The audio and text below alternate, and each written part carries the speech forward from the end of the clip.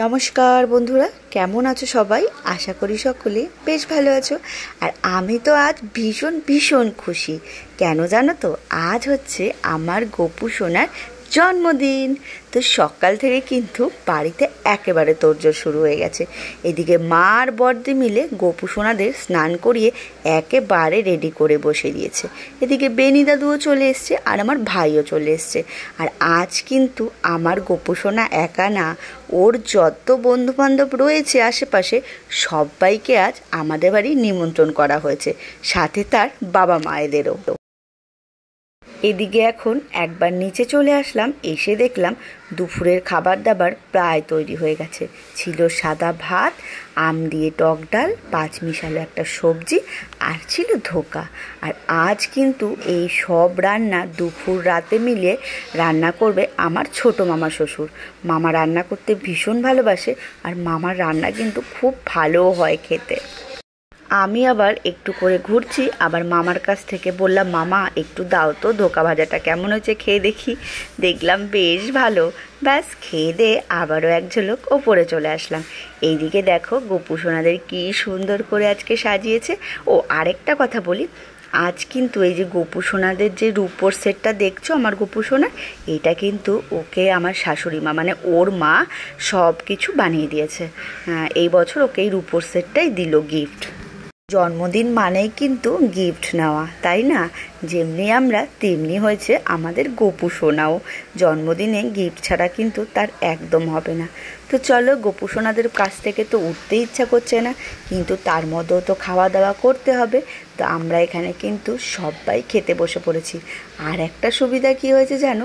পাশে যেহেতু আমাদের বাপের বাড়ি, তো আমার বাপের বাড়ির দোতলাতে প্রায় এখনও কমপ্লিট হয়নি সেই মতন।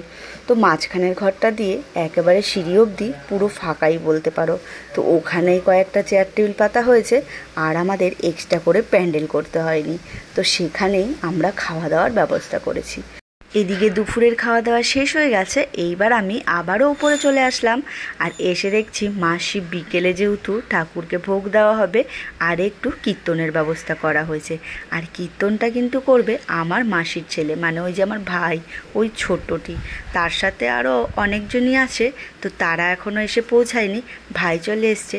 আর এইদিকে শাশুড়ি আর জামাই মিলে, মানে মাসির শাশুড়ি আর জামাই মিলে সব পুজোর জোগাড় করছে, যেহেতু সন্ধ্যাবেলায় ভোগ দিতে হবে। আজ কিন্তু আমার বরমশাইটি ভালোই কিন্তু জোগাড় করলো মাসির সাথে, তাই না? তো চলো কীর্তন শুরু করা যাক।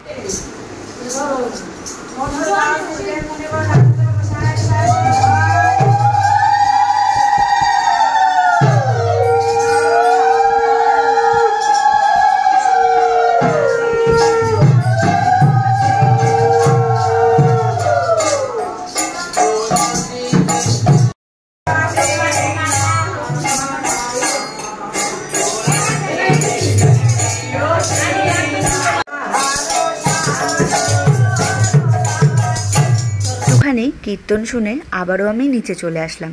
রাত্রিবেলা যা খাওয়া দাওয়ার ব্যবস্থা হয়েছে সেগুলো এক ঝলক দেখে নেব বলে। এইদিকে এই যে আমাদের কিন্তু পোলাও তৈরি হয়ে গেছে। আজ রাত্রিবেলা রয়েছে পোলাও, কাশ্মীরি আলুর দম, চাটনি, পাঁপড়, আর হচ্ছে পায়েস। আর প্রসাদের মিষ্টি তো আছেই। তো সবার আগে আমি একটু পোলাও আর আলুর দমটা টেস্ট করে নিয়েছি, কিন্তু এইটা খেতে দারুণ হয়েছিল। আর ঠাকুরের প্রসাদ বলে কথা, এর মধ্যে কিন্তু একটা আলাদা রকমের টেস্ট চলে আসে, তাই না? বাড়িতে কোনো অনুষ্ঠান হলে বাড়িটা পুরো ভরা ভরা লাগে। আর আমার কিন্তু লোকজন নিয়ে আনন্দ মজা করতে ভীষণ পছন্দ করি। মানে মোট কথা হচ্ছে আমার সবাইকে নিয়ে থাকতে খুব ভালো লাগে। তো এইদিকে খাওয়া দাওয়া চলুক। আর আমি না অনেক ভিডিও দিতেও পারিনি, তো কিছু মনে করো না তোমরা, কষ্ট করে এটুকুই দেখে নিও। আর আমাদের গোপালরা কিন্তু সবাই ঘুমিয়ে পড়েছে। তো আজকের মতন ভিডিওটা এখানেই শেষ করছি। যদি তোমাদের ভালো লাগে তাহলে অবশ্যই লাইক করে দিও। Bye bye.